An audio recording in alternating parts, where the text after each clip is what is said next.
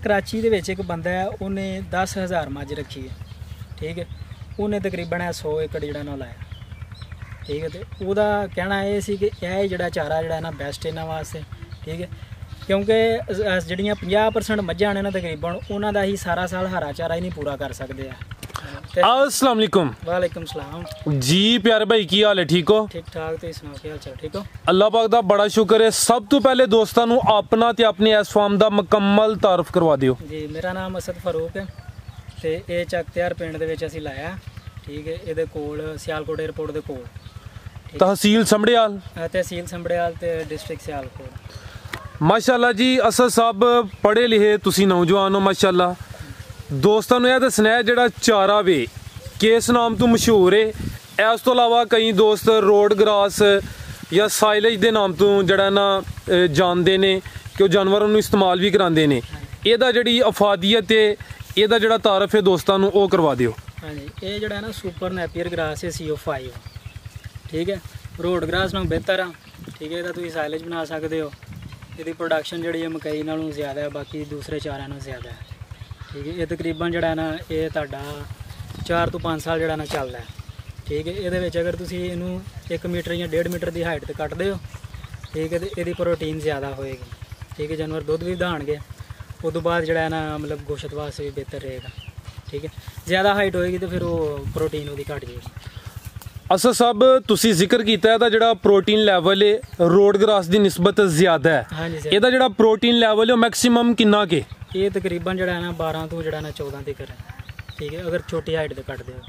छोटी हाइट तो मुराद मैक्सिमम यानी कि 1.5 मीटर तक अगर यदि कटाई हुई है जानवरों को इस्तेमाल कराया जाए फिर यदि अफादियत ज़्यादा है। बिल्कुल मैक्सिमम मैं वेखन हुण माशाअल्लाह मैं पिछे होना जरा दोस्तों को अंदाजा होई है कि ਇਹਦੀ हाइट कितनी है। तुसी भी नज़दीक खड़े हो, ਤੁਹਾਡੇ ਤੋਂ तकरीबन डबल ही लगता है। पहलो ही दोस्तों ਇਹਦੀ हाइट का अंदाजा कर लेना इस टाइम ਇਹਦੀ मैक्सिमम हाइट है या हले ਦੀ ਜਿਹੜੀ हाइट है ਉਹਦੇ ਚ इजाफा होना है? नहीं ਇਹਦਾ इजाफा ਹੁੰਦਾ ਰਹਿੰਦਾ ਹੈ। तकरीबन ਜਿਹੜਾ ਨਾ 15 ਤੋਂ 18 ਫੁੱਟ ਤੱਕ ਜਾਂਦਾ ਹੈ, ठीक है। ਤੇ ਇਹ तकरीबन 10-11 ਫੁੱਟ ਜਿਹੜੀ ਇਹਦੀ ਹਾਈਟ ਉੱਪਰ ਹੈ। फर्ज किया एक दफ़ा अगर ਇਹਦੀ कटाई हो जाती तो दोबारा कटाई के काबल किन्ने अरसे च हो जाता है? ਇਹ तकरीबन 35 ਤੋਂ 40 ਦਿਨਾਂ ਜਿਹੜਾ ਨਾ ਤਿਆਰ ਹੋ ਜਾਂਦਾ ਦੁਬਾਰਾ ਫਿਰ। माशाअल्लाह हुण ਇਹਦਾ ਜਿਹੜਾ सीजन है वे अगर कोई दोस्त ਨੂੰ काश्त करना चाहता है लगाना चाहता है हुण मौसम है वे? हाँ जी हुण मौसम है, कणकां लोग वढ़दे आ पे, ठीक है। वढ़ के तो बाद इन्हां यही ਜਿਹੜਾ ना मतलब काश्त करना साल च एक दफ़ा ही लगता है? नहीं ਇਹ ਸਾਲ 'ਚ ਤਕਰੀਬਨ ਜਿਹੜਾ ਵੈਸੇ ਤੇ ਇਹਦਾ ਜਿਹੜਾ ਮਤਲਬ ਜਿਹੜੇ ਬੰਦੇ ਬਣਾਇਆ ਸੀ ਨਾ, ਇਹ ਤਿਆਰ ਕੀਤਾ ਸੀ, ਉਹ ਤਾਂ ਕਹਿੰਦਾ ਕਿ ਮਤਲਬ ਸਾਰਾ ਸਾਲ ਤੁਸੀਂ ਇਹਨੂੰ ਲਾ ਸਕਦੇ ਹੋ। ਲੇਕਿਨ ਇਹ ਸਰਦੀ ਦੇ ਵਿੱਚ ਜਿਹੜਾ ਗਰੋਥ ਇਹਦੀ ਘੱਟ ਹੁੰਦੀ ਹੈ ਤਾਂ ਉਹਦੀ ਵਜ੍ਹਾ ਜਿਹੜਾ ਨਾ ਤਕਰੀਬਨ ਤੁਸੀਂ ਦੂਜੇ ਮਹੀਨੇ ਤੋਂ ਲੈ ਕੇ ਜਿਹੜਾ ਨਾ 10ਵੇਂ ਮਹੀਨੇ ਤੱਕ ਲਾ ਸਕਦੇ ਹੋ, ਬਿਹਤਰ ਰਹੇਗਾ, ਗਰੋਥ ਅੱਛੀ ਹੁੰਦੀ ਹੈ। बड़े दोस्त साढ़े चैनल तो माशाअल्लाह सारे समझो कि जिमीदार लोग ही ने या जिन्हें जानवर रखे ने वही साढ़े नाल अटैच ने, तो उन्होंने भी शुक्रिया अदा करने कि वो अपना कीमती वक्त कढ़ते हैं। उन्होंने जानवर रखे ने, ठीक है ना, थोड़े जानवर नहीं ज़्यादा जानवर भी दोस्तों रखे ने, लेबर की भी परेशानी होंदी है। यह दसना है कि माशाअल्लाह यह जिहड़ा चारा अगर 1 एकड़ है तो किन्ने क जानवरों वास्ते सूटेबल है? ये तुसी 1 एकड़ अगर ला लेंदे हो ना ਇਹਦੇ ਤੁਸੀਂ ਜਿਹੜਾ ਨਾ ਤਕਰੀਬਨ 20 ਜਾਨਵਰ ਜਿਹੜਾ ਨਾ ਈਜ਼ੀਲੀ ਸਾਂਭ ਸਕਦੇ ਹੋ। ਬਹੁਤਾ ਮਸਲਾ ਇਹ ਹੀ ਹੁੰਦਾ ਹੈ, ਹੁਣ ਮੈਂ ਆਪ ਹੀ ਫਾਰਮਰ ਹਾਂ, ਠੀਕ ਹੈ। ਸਾਨੂੰ ਬੜਾ ਮਸਲਾ ਹੁੰਦਾ ਹੈ ਕਿ ਜਾਨਵਰ ਰੱਖੇ ਸਨ, ਪੱਠੇ ਨਹੀਂ ਸੀ ਲੱਭਦੇ ਆ ਸਾਰਾ ਸਾਲ। ਤਕਰੀਬਨ 8-9 ਮਹੀਨੇ ਜਿਹੜਾ ਨਾ ਮਤਲਬ ਬੰਦਾ ਮਿਹਨਤ ਕਰਦਾ, ਪੱਠੇ ਛੱਡੇ ਬੀਜ ਲੈਂਦਾ ਬੜੀ ਮਿਹਨਤ ਕਰਕੇ, ਵਿੱਚ ਜਿਹੜਾ 4-5 ਮਹੀਨੇ ਪੱਠੇ ਨਹੀਂ ਨਾ ਲੱਭਦੇ ਹੈ, ਉਹਦੇ 'ਚ ਇਹ ਹੁੰਦਾ ਕਿ ਫਿਰ ਉਹ ਸਾਰੀ ਕਮਾਈ ਉੱਧਰ ਦੀ ਫਿਰ ਪੱਠੇ ਖਰੀਦਣ 'ਚ ਤੁਰ ਜਾਂਦੀ ਹੈ। ਪੱਠਿਆਂ ਦਾ ਰੇਟ ਤਕਰੀਬਨ 300, 350, 400, 600 ਤੱਕ ਵੀ ਜਾਂਦਾ ਹੈ, ਠੀਕ ਹੈ। ਉਹਦੇ 'ਚ ਅਗਰ ਤੁਸੀਂ ਇਹ ਲਾ ਲੈਂਦੇ ਹੋ, ਠੀਕ ਹੈ, ਤੇ ਇਹ ਤੁਹਾਨੂੰ ਸਾਰੀ ਉਮਰ ਸੁੱਖ ਲੱਭੇਗਾ। ਮਤਲਬ ਹਰਾ ਚਾਰਾ ਜਿਹੜਾ ਨਾ ਉਹ ਤੇ ਬੰਦੇ ਨੂੰ ਤਕਰੀਬਨ ਜਿਹੜਾ ਨਾ ਸਾਰਾ ਸਾਲ ਹੀ ਚਾਹੀਦਾ ਜੇ ਅਗਰ ਤੁਸੀਂ ਮਤਲਬ ਕਾਮਯਾਬ ਹੋਣਾ ਚਾਹੁੰਦੇ ਹੋ जानवरों वास्ते। बिल्कुल हाँ जी, अफादियत ज़्यादा है, ठीक है। सारा साल ਜਿਹੜਾ ਲੱਭਦਾ ਚਾਰਾ ਮੇਨ ਚੀਜ਼ ਹੈ ਹੀ ਹੈ, ਠੀਕ ਹੈ। ਹੁਣ ਚਾਰਾ ਤੁਸੀਂ ਅਗਰ ਉਂਝ ਦੂਸਰੇ ਰਵਾਇਤੀ ਚਾਰੇ ਤਿਆਰ ਕਰਦੇ ਹੋਣਾ ਉਹ ਤੁਹਾਡਾ ਜ਼ਮੀਨ ਦੇ ਵਿੱਚ ਤਕਰੀਬਨ ਜਿਹੜਾ ਹੈ ਨਾ ਉਹ 150 ਤੋਂ ਲੈ ਕੇ 250 ਤੱਕ ਤੁਹਾਨੂੰ ਪਏਗਾ, ठीक है। ਇਹ ਤੁਹਾਨੂੰ ਜਿਹੜਾ ਨਾ ਤਕਰੀਬਨ 10 ਤੋਂ ਲੈ ਕੇ 30 ਰੁਪਏ ਤੱਕ ਜਿਹੜਾ ਨਾ ਮਣ ਪਏਗਾ मण। हाँ जी असद साहब माशाअल्लाह काफ़ी दोस्तों ने इस तरफ होना है, दोस्त वेखते हैं समझ रखते हैं, उन्होंने भी कोशिश होती है कि जिद्दत की तरफ आइए। दोस्तों को यह दसना है कि आया कि इहदियां जिहड़ियां कलमां ने तुहाडे कोल दस्तियाब ने, किस कीमत ते दस्तियाब ने, कम से कम कितना आर्डर हो सकता है? ਇਹਦੇ ਵਿੱਚ ਜਿਹੜਾ ਨਾ ਤੁਸੀਂ ਕਮ ਸੇ ਕਮ ਹਰ ਕਿਸਾਨ ਨੂੰ ਜਿਹੜਾ ਨਾ ਉਹ 1 ਕਨਾਲ ਲਾਣਾ ਚਾਹੀਦਾ, ਤੇ 1 ਕਨਾਲ ਦੇ ਵਿੱਚ ਤਕਰੀਬਨ ਜਿਹੜਾ ਨਾ 1500 ਕਲਮ ਲੱਗਦੀ ਹੈ, ਠੀਕ ਹੈ। ਫੀ ਕਲਮ ਦੀ ਜਿਹੜੀ ਕੀਮਤ ਹੈ ਨਾ ਇਸ ਟਾਈਮ ਅਸੀਂ ਜਿਹੜਾ ਨਾ 1 ਰੁਪਈਆ ਰੱਖੀ, सिर्फ 1 रुपया? सिर्फ 1 रुपये। ਤੇ ਇਹ ਬੜਾ ਬੈਸਟ ਇਹਦੀ ਵਜ੍ਹਾ ਇਹ ਹੈ ਕਿ ਤੁਸੀਂ ਦੂਸਰੇ ਚਾਰੇ ਲਾਉਂਦੇ ਹੋ, ਉਹ ਤੁਹਾਨੂੰ ਜਿਹੜਾ ਨਾ 4-5 ਸਾਲ ਦੀ ਅਗਰ ਵਹਾਈ ਵੇਖੀ ਜਾਵੇ ਨਾ ਤੇ ਉਹ ਹੀ ਬੜੀ ਦੂਰ ਜਾਂਦੀ ਹੈ। ਠੀਕ ਹੈ, ਹੁਣ ਤੇ ਇਹਦਾ ਬੜਾ ਮਤਲਬ ਸਸਤਾ ਰੇਟ ਹੋ ਗਿਆ, ਸਮਝੋ ਫ੍ਰੀ ਇਹ ਹਿਸਾਬ ਦਾ। ਠੀਕ, ਇੱਕ ਕਨਾਲ ਦਾ ਯਾਨੀ ਕਿ ਅਗਰ ਕਲਮਾ 1500 ਰੇਟ ਹੋ ਗਿਆ, ਅਗਰ 1 ਕਿੱਲਾ ਯਾਨੀ 1 ਏਕੜ ਹੋਏ 8 ਕਨਾਲ ਹੁੰਦੀ ਏ, ਉਹ ਬਣ ਗਿਆ ਰੁਪਈਆ 12000। 12000 ਹੁਣ ਤੁਸੀਂ ਭਾਈਜਾਨ ਕੈਲਕੂਲੇਸ਼ਨ ਦੇਣੀ ਹੈ 1 ਏਕੜ ਦੀ, 12000 ਤੇ ਹੋ ਗਿਆ ਕਲਮਾਂ ਦਾ, ਯਾਨੀ ਕਿ 12000 ਕਲਮ 1 ਏਕੜ 'ਚ ਲੱਗਣੀ ਹੈ। ਬਿਲਕੁਲ ਇੰਜੀ ਗੱਲ ਹੈ। ਹਾਂਜੀ। ਜਿਹੜੀ ਜ਼ਮੀਨ ਦੀ ਤਿਆਰੀ ਹੈ, ਕਿਹੜੀ ਜ਼ਮੀਨ ਬਿਹਤਰ ਹੈ, ਟੋਟਲ ਜ਼ਰਾ ਦੱਸਣਾ ਹੈ ਕਿ ਜ਼ਮੀਨ ਕਿੰਜ ਤਿਆਰ ਕਰਨੀ ਹੈ, ਕਿੰਨਾ ਖਰਚਾ ਆਉਣਾ ਹੈ ਇਸ 12000 ਦੇ ਇਲਾਵਾ?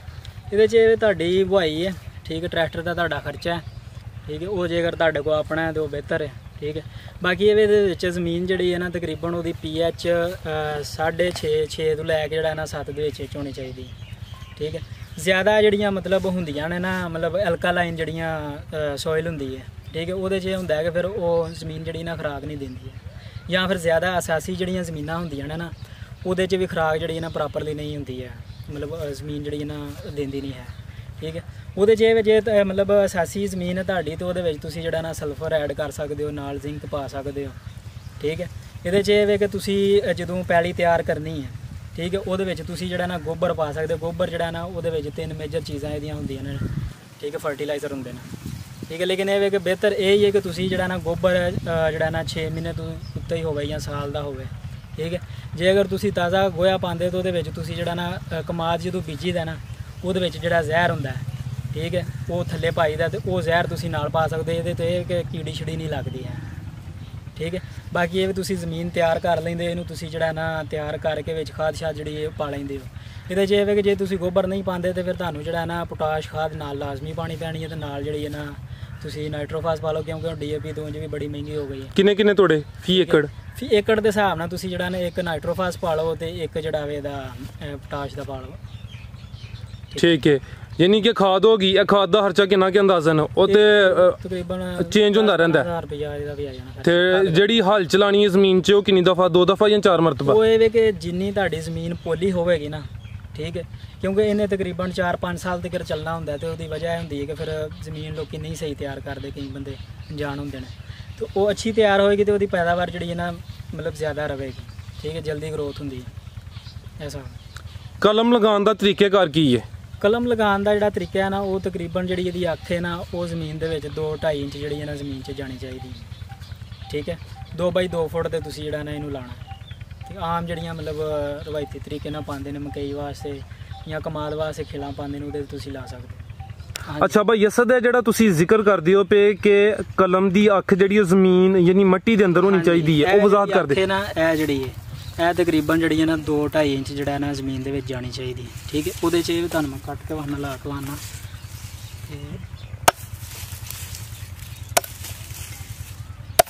ਚੈੱਕ ਕਰੋ। ਇਹ ਬਣ ਗਈਆਂ ਨੇ ਕਲਮਾਂ? ਹਾਂਜੀ, ਇਹ ਕਲਮਾਂ ਤਿਆਰ ਨੇ। ਠੀਕ ਹੈ, ਹੁਣ ਤੁਸੀਂ ਜਿਹੜਾ ਨਾ ਇਸ ਤਰ੍ਹਾਂ ਕਰਕੇ ਥੋੜਾ ਜਿਹਾ ਸਾਈਡ ਤੇ ਰੱਖ ਦੇਣਾ, ਜ਼ਮੀਨ 'ਚ ਲਾ ਦੇਣਾ। ਯਾਨੀ ਇਹ ਕਲਮ ਅੱਖ ਜਿਹੜੀ ਉਹ ਜ਼ਮੀਨ ਦੇ ਅੰਦਰ ਚਲੀ ਗਈ? ਜ਼ਮੀਨ ਦੇ ਅੰਦਰ ਜਾਣੀ ਚਾਹੀਦੀ। ਇਹਦਾ ਹੈ ਕਿ ਸਿੱਧੀ ਅੱਖ ਮਤਲਬ ਉਹ ਤਾਂ ਹੋਣੀ ਚਾਹੀਦੀ ਹੈ, ਥੱਲੇ ਨੂੰ ਅੱਖ ਹੋਏਗੀ ਤੇ ਨਹੀਂ ਉੱਗੇਗਾ ਫਿਰ। ਜ਼ਬਰਦਸਤ ਹੋ ਗਿਆ ਜੀ, ਵੀ ਵਜ਼ਾਹਤ ਹੋ ਗਈ ਹੈ ਤੇ ਦੋਸਤਾਂ ਨੂੰ ਵੀ ਪਤਾ ਚੱਲ ਗਿਆ ਕਿ ਇਹਦੇ ਕਲਮ ਵਿੱਚ ਜਿਹੜਾ ਹੁੰਦਾ ਨਾ ਕੁਝ ਬੰਦੇ 2 ਅੱਖ ਵਾਲੀ ਸੇਲ ਕਰਦੇ ਆ। ਠੀਕ ਹੈ, ਉਹਦੇ 'ਚ ਇਹ ਹੁੰਦਾ ਕਿ ਉਤਲੀ ਅੱਖ ਜਿਹੜੀ ਹੈ ਨਾ ਉਹ ਜ਼ਾਇਆ ਹੋ ਜਾਂਦੀ ਹੈ। ਇਹ ਮਕਸਦ ਤੇ ਇੱਕ ਅੱਖ ਦੀ ਜਿਹੜੀ ਜ਼ਮੀਨ ਦੇ ਅੰਦਰ ਚਲੀ ਜਾਣੀ। ਜਦੋਂ ਉਹਨੇ ਉੱਗਣਾ ਹੀ ਕੋਈ ਨਹੀਂ, ਉਹਦਾ ਫਾਇਦਾ ਕੋਈ ਨਹੀਂ ਹੈ। ਵੇਖੋ ਹੁਣ ਇਹਦੀ ਹਾਈਟ ਚੈੱਕ ਕਰੋ ਕਿੰਨੀ ਹੈ। ਜੀ ਠੀਕ ਹੈ, ਇਹ ਹੁਣ ਕਿੰਨਾ ਕੋਈ ਬੰਦਾ ਜ਼ਮੀਨ 'ਚ ਖੋਬ ਲਏਗਾ। ਠੀਕ ਹੈ, ਠੀਕ ਹੈ, ਇਹ ਉੱਤੇ ਰਹਿ ਜਾਣੀ ਹੈ, ਇਹਦਾ ਫਾਇਦਾ ਕੋਈ ਨਹੀਂ ਕੋਈ। ਜੀ ਜੀ, ਠੀਕ ਹੈ, ਤੇ ਇਹਦਾ ਤਾਂ ਬਿਹਤਰ ਹੈ ਕਿ ਇੱਕ ਅੱਖ ਵਾਲੀ ਜਿਹੜੀ ਹੈ ਨਾ ਉਹਦੀ ਗਰੋਥ ਵੀ ਅੱਛੀ ਹੁੰਦੀ ਹੈ, ਜਲਦੀ ਉੱਗ ਪੈਂਦੀ ਹੈ। ਠੀਕ ਹੈ, ਜਦੀਦ ਜਿਹੜੀ ਰਿਸਰਚ ਉਹਦੇ ਥਰੂ ਵੀ ਉਹਨਾਂ ਆਖਿਆ ਕਿ ਇੱਕ ਅੱਖ ਵਾਲੀ ਜਿਹੜੀ ਨੂੰ ਬੈਸਟ ਰਹਿੰਦੀ ਹੈ। ਅਸਦ ਸਾਹਿਬ ਤੁਸੀਂ ਜ਼ਿਕਰ ਕੀਤਾ ਹੈ, ਅਸੀਂ ਵੀ ਸਮਝੋ ਕਿ ਇੰਗਲਿਸ਼ ਤੋਂ ਜ਼ਿਆਦਾ ਵਾਕਫ ਨਹੀਂ, PH ਦਾ ਜ਼ਿਕਰ ਕੀਤਾ ਹੈ, ਉਹ ਥੋੜੀ ਵਜ਼ਾਹਤ ਕਰਨੀ ਹੈ ਕਿ ਅਗਰ ਕੋਈ ਦੋਸਤ ਮਾਲੂਮ ਕਰਨਾ ਚਾਹੁੰਦਾ ਹੈ ਕਿ ਉਹਨਾਂ ਦੀ ਜਿਹੜੀ ਜ਼ਮੀਨ ਹੈ ਉੱਥੇ ਜਿਹੜੀ ਮਿੱਟੀ ਹੈ ਉਹਦੀ PH ਕਿੰਨੀ, ਉਹ ਕਿਹੜਾ ਦਾਰਾ ਜਿਹੜਾ ਦੱਸ ਸਕਦਾ, ਜਾਂ ਕੋਈ ਲੈਬੋਰਟਰੀ ਵਗੈਰਾ ਉਹਦਾ ਕੋਈ ਜ਼ਿਕਰ ਕਰਦੇ ਹੋ ਨਾ? ਉਹਦੇ ਵਿੱਚ ਹੁੰਦਾ ਹੈ PH ਮੀਟਰ। ਠੀਕ ਹੈ, ਉਹ ਤੁਹਾਨੂੰ ਜਿਹੜਾ ਨਾ ਮਤਲਬ ਐਗਰੀਕਲਚਰ ਵਾਲੇ ਜਿਹੜੇ ਟੂਲਸ ਹੁੰਦੇ ਨੇ ਜਿਨ੍ਹਾਂ ਕੋਲ ਉਹਨਾਂ ਕੋਲ ਮਿਲ ਜਾਏਗਾ, ਜਾਂ ਤੁਸੀਂ ਨੈਟ ਤੇ ਆਨਲਾਈਨ ਦਰਾਜ਼ ਤੋਂ ਜਿਹੜਾ ਨਾ ਆਰਡਰ ਕਰ ਸਕਦੇ ਹੋ। ਇਹ ਕਿੰਨੇ ਦਾ ਮਿਲਦਾ ਹੈ? ਇਹ ਤਕਰੀਬਨ 1600 ਦਾ ਮੈਂ ਲਿਆਂਦਾ ਸੀ। ਜੀ ਜੀ, ਠੀਕ ਹੈ, ਉਹਦੇ ਨਾਲ ਮੈਂ ਜ਼ਮੀਨ ਦੀ ਜਿਹੜੀ ਪਾਵਰ ਹੁੰਦੀ ਹੈ ਨਾ ਉਹ ਚੈੱਕ ਕੀਤੀ ਸੀ। ਠੀਕ ਹੈ, ਉਹਦੇ 'ਚ ਹੁੰਦਾ ਜਿਹੜੀਆਂ ਅਸਾਸੀ ਹੁੰਦੀਆਂ ਨਾ ਇਹਨਾਂ ਦੀ ਪਾਵਰ ਜਿਹੜੀ ਹੈ ਨਾ ਘੱਟ ਹੁੰਦੀ ਹੈ, ਜ਼ਮੀਨ ਦੇ ਵਿੱਚ ਖੁਰਾਕ ਨਹੀਂ ਪਈ ਹੁੰਦੀ ਹੈ। ਠੀਕ ਹੈ, ਇਹਦੇ ਵਿੱਚ ਤੁਸੀਂ ਖੁਰਾਕ ਪਾਣੀ ਹੈ ਤੇ ਫਸਲ ਲੈਣੀ। ਜਿਹੜੀ ਐਲਕਾਲਾਈਨ ਹੁੰਦੀ ਹੈ ਨਾ, ਮਤਲਬ ਜਿਹਦੀ ਜ਼ਿਆਦਾ ਪੀਐਚ ਹੋ ਜਾਂਦੀ ਹੈ 7.5 ਤੋਂ ਉੱਤੇ ਤੁਰ ਜਾਂਦੀ ਹੈ, 8 ਤੱਕ ਤੁਰ ਜਾਂਦੀ ਹੈ, ਉਹਦੇ ਵਿੱਚ ਖੁਰਾਕ ਪਹਿਲੋਂ ਹੀ ਜਿਹੜੀ ਹੈ ਨਾ ਜ਼ਿਆਦਾ ਹੁੰਦੀ ਹੈ। ਉਹ ਜ਼ਿਆਦਾ ਖੁਰਾਕ ਹੁੰਦੀਆਂ ਜ਼ਮੀਨ ਦਾ ਜਿਹੜਾ ਨਾ ਟਾਈਪ ਇਹੋ ਜਿਹੀ ਹੁੰਦੀਆਂ ਨੇ, ਠੀਕ ਹੈ। ਕੁਛ ਐਲਕਾਲਾਈਨ ਹੁੰਦੀਆਂ ਨੇ, ਕੋਈ ਜਿਹੜੀਆਂ ਨੇ ਦੂਸਰੀਆਂ ਐਸਿਡਿਟੀ ਹੁੰਦੀਆਂ ਨੇ, ਠੀਕ ਹੈ। ਇਹ ਤੁਸੀਂ ਚੈੱਕ ਕਰਵਾਉਣਾ ਬਿਹਤਰ ਹੈ, ਕਿਉਂਕਿ ਕਿਸਾਨ ਨੂੰ ਪਤਾ ਹੋਣਾ ਚਾਹੀਦਾ ਕਿ ਮੇਰੀ ਜ਼ਮੀਨ ਜਿਹੜੀ ਹੈ ਉਹਦਾ ਹਾਜ਼ਮਾ ਕਿਸ ਟਾਈਪ ਦਾ, ਠੀਕ ਹੈ। ਅਗਰ ਹਾਜ਼ਮੇ ਦਾ ਪਤਾ ਹੋਏਗਾ ਤਾਂ ਤੁਸੀਂ ਉਹਦੇ ਹਿਸਾਬ ਨਾਲ ਉਹਨੂੰ ਜਿਹੜਾ ਨਾ ਖੁਰਾਕ ਪਾ ਸਕਦੇ ਹੋ। ਬੇਸ਼ੱਕ ਮੈਕਸਿਮਮ ਕੋਈ 6 ਸਾਲ ਚੱਲਦਾ ਜਾਂ ਜ਼ਿਆਦਾ ਵੀ ਚੱਲ ਸਕਦਾ ਹੈ? ਦੇਖੋ ਇਹਦੇ 'ਚ ਇਹ ਹੁੰਦਾ ਹੈ ਕਿ ਕਟਾਈਆਂ ਬੰਦਾ ਕਰਦਾ ਰਹਿੰਦਾ ਵਾਰ-ਵਾਰ, ਤੇ ਉਹ ਫਿਰ ਮੁੱਢ ਉੱਤੇ ਆਈ ਜਾਂਦੇ ਨੇ, ਠੀਕ ਹੈ।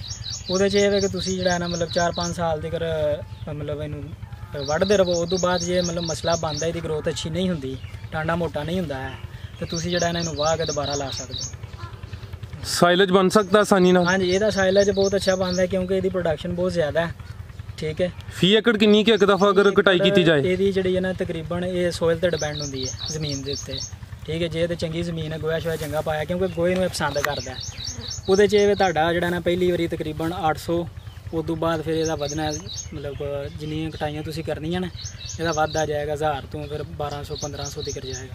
ਇਹ ਮਣ ਹਾਂਜੀ, ਫੀ ਏਕੜ? ਫੀ ਏਕੜ, ਠੀਕ ਹੈ। ਅਸਲ ਸਾਹਿਬ ਪਾਣੀ ਕਿੰਨਾ ਕੁ ਰਿਕਵਾਇਰ ਹੈ ਇਸ ਜਿਹੜਾ ਇਹ ਚਾਰਾ ਵੇ? ਇਹਦੇ 'ਚ ਬੇਸਿਕ ਜਦੋਂ ਤੁਸੀਂ ਲਾਉਂਦੇ ਹੋ ਨਾ, ਮਤਲਬ ਪੱਠੇ ਜਦੋਂ ਬੀਜਦੇ ਹੋ, ਇਹਨੂੰ ਕਲਮਾ ਲਾਉਂਦੇ ਹੋ, ਇਹ ਤਕਰੀਬਨ 15 ਤੋਂ 20 ਦਿਨ ਜਿਹੜਾ ਨਾ ਪਾਣੀ ਇਹਨੂੰ ਲਾ ਲਓ ਕਿ ਗਿੱਲੇ ਵੱਤਰ ਹੀ ਹੋਣਾ ਚਾਹੀਦਾ, ਠੀਕ ਹੈ। ਬਾਕੀ ਇਹ ਉਸ ਤੋਂ ਬਾਅਦ ਇਹਦਾ ਵੱਤਰ ਆਵੇ ਤੇ ਜਿਹੜਾ ਨਾ ਇਹਨੂੰ ਪਾਣੀ ਲਾ ਸਕਦੇ ਹੋ। ਠੀਕ ਹੈ।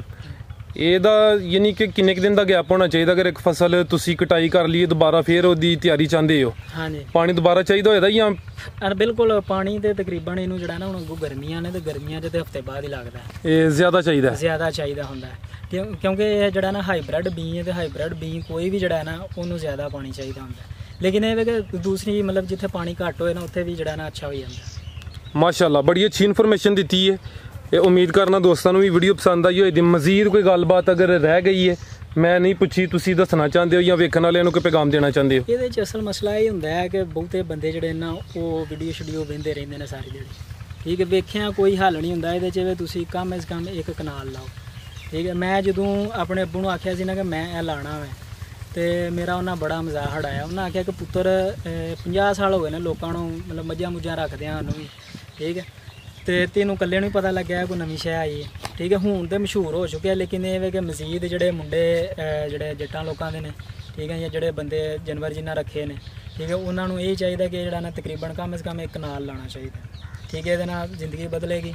ਉਹਦੀ ਵਜ੍ਹਾ ਇਹ ਹੈ ਕਿ ਹੁਣ ਮਹਿੰਗਾਈ ਬਹੁਤ ਹੋ ਗਈ ਹੈ, ਹਰ ਚੀਜ਼ ਜਿਹੜੀ ਹੈ ਨਾ ਉਹ ਮਹਿੰਗੀ ਹੋ ਗਈ ਹੈ। ਦੁੱਧ ਦਾ ਰੇਟ ਜਿਹੜੇ ਨਾ ਜੱਟ ਲੋਕੀ ਵਧਾ ਨਹੀਂ ਸਕਦੇ ਆ, ਠੀਕ ਹੈ।